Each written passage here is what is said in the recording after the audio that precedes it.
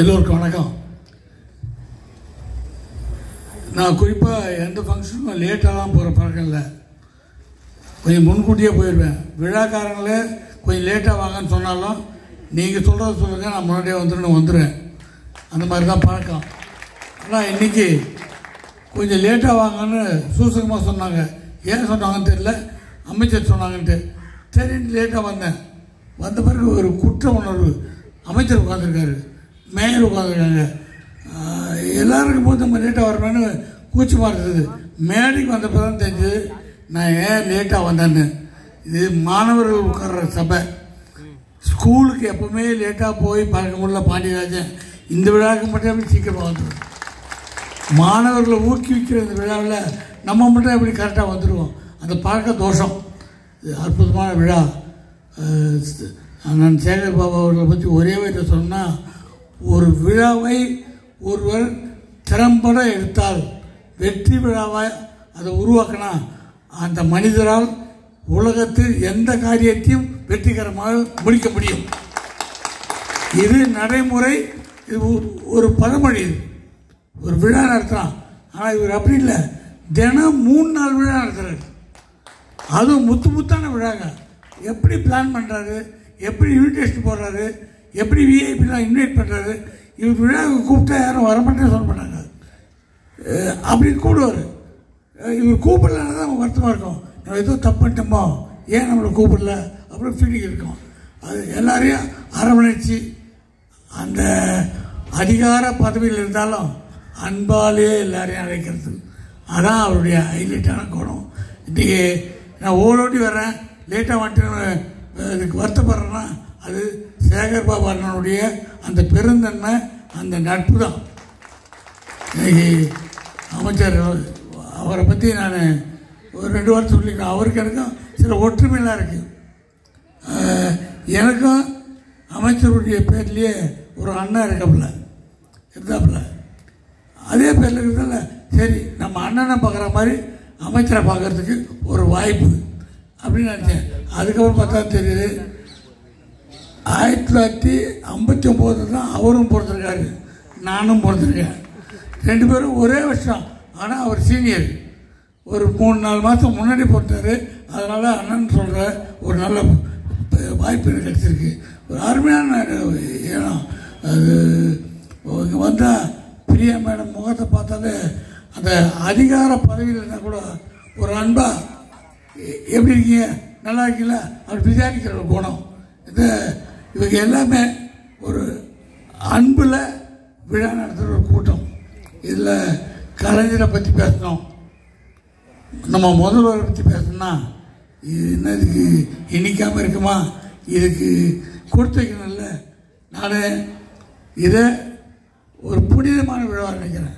மாணவர்களுக்கு உதவி பண்ணுறது இதெல்லாம் ஒரு காலத்தில் இருந்தது, கொஞ்சம் கொஞ்சமாக குறையுது. ஒரு சம்பவம் சொல்கிறேன். மாணவர்கள் நீங்கள் உதவி பெறுறீங்க, சந்தோஷம். அதே நேரத்தில் ஒரு விஷயத்தை கொஞ்சம் அக்கறையாக யோசிங்க. என்னுடைய நண்பர் மரபின் வேந்தன் ஒத்தையார்னு கோயம்புத்தூர் இருக்கார். அவர் நிறைய குழந்தைகளுக்கெல்லாம் புத்தகம் வாங்கி கொடுக்குறது, நோட்புக்கு இதெல்லாம் ஹெல்ப்லாம் பண்ணுவாங்க. அவர் ஒரு அமைப்பு. அவங்கக்கிட்ட ஒரு பொண்ணு வந்து எனக்கு நான் படிக்கிறேன், எனக்கு புத்தகம் வாங்கிட்டாங்க, நோட் புக் வாங்கிட்டாங்கன்னா அவர் லிஸ்ட்டு கேட்குறாரு. என்ன படிக்கிறோமா, என்னென்ன புக்கு வேணும், எவ்வளோ மேக்ஸ் புக்கு நோட் புக் எவ்வளோ, கட்டம் போடுறது எவ்வளோ, கோடு போடுறது எவ்வளோ, அதெல்லாம் சொல்கிறாங்க. அது லிஸ்ட்டு கொடுக்குது.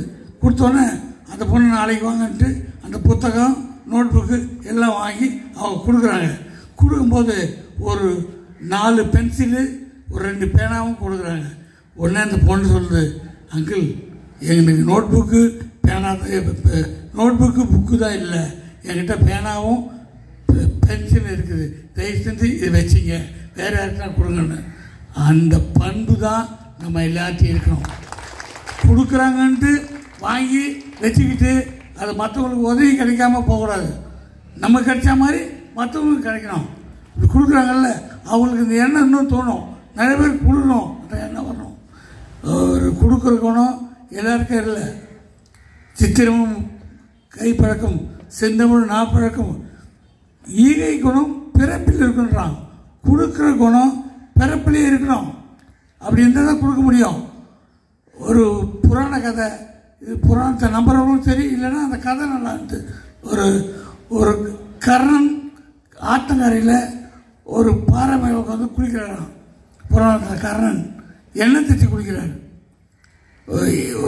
கிண்ணத்தில் எண்ணெய் இருக்குது, அதை இடது பக்கம் எடுத்து வலது பக்கம் கையில் எண்ணெய் எடுத்து சீக்காய் எடுத்து தேய்க்கிறாரு. அப்போ ஒருத்தன் போய் ஐயா தர்மன்றான், ராஜ்யசபையில் இருந்தால் கொடுக்கலாம், ஆத்தங்கரையில் இருக்கோம், குளிச்சுட்டு இருக்கோம், இப்போ என்ன கொடுக்குறதுன்னா டக்குன்னு ஊற்று கவனிச்சாரான். அந்த எண்ணெய் கிண்ணம் அது தங்க கிண்ணம்.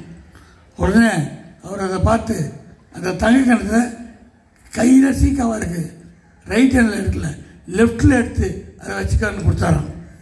அவன் உடனே சொன்னான் கூட வந்து, ஏங்க தர்மத்தை இடது கையில் பண்ணக்கூடாதுங்க.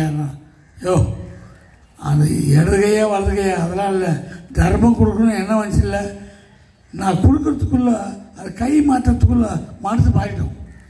கொடுக்கலாமா கொடுக்கூடாதுன்னு நான் கொடுக்காம போயிடுவேன். அதனால் தோணும் போதே கொடுத்துடணும். தர்மம்ன்றது நினைக்கும் போதே கொடுத்துடணும்.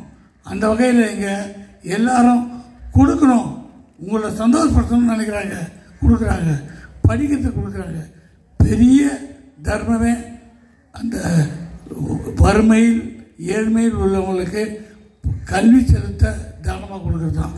அந்த நிகழ்ச்சி நடக்கிறது இந்த இடம், அது கலைஞர் பேராக நடக்குது, நம்ம தளபதி பேராக நடக்குது. ஹியூமரை பற்றி நிறையா பேர் நினச்சேன், ஆனால் இது வந்து ஒரு உணர்ச்சிகரமான மாதிரியாக இருக்குது. ஹியூமர் பேசுறதை விட கலைஞர் அவர்கள் ஒரு டிவி பேட்டி கொடுக்குறாரு. பேட்டி கொடுக்கும்போது அவங்கள உலகெல்லாம் எடுத்துகிட்டு, சார் உங்களுக்கு கொஞ்சம் வெளியே வச்சுருக்கணும்னு வெளியில் கூப்பிட்டு வந்து கலைஞரை நடக்க வச்சுக்கலாம்.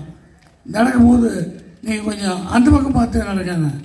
எப்படி பார்க்கணும், இப்படி நேராக தான் நடக்கணும்னா, இல்லை இல்லை நீங்கள் அங்கே பார்க்கும்போது தளபதி தரோம், நீங்கள் தளபதியை பார்த்து அவர் மாதிரி நடக்க அப்படின்னா, யோ இதே ரொம்ப இருக்குது, என்னை பார்த்து தான் தளபதி நடக்கணுமே தவிர நான் அவரை பார்த்து நடக்கூடாதுயா அப்படின்னா. அந்த நேரத்தில் ஒரு ஹியூமர், அது இந்த கல்வி கற்றவங்க அறிவை வளர்த்தவங்களுக்கு தான் இந்த மாதிரி ஞானம்லாம் வரும். அற்புதமான விழா, மனசு நிறைந்த மக்கள்லாம் மேடையிற விழா சிறப்புடைய என்னுடைய நன்றி, வாழ்த்துக்கள், வணக்கம்.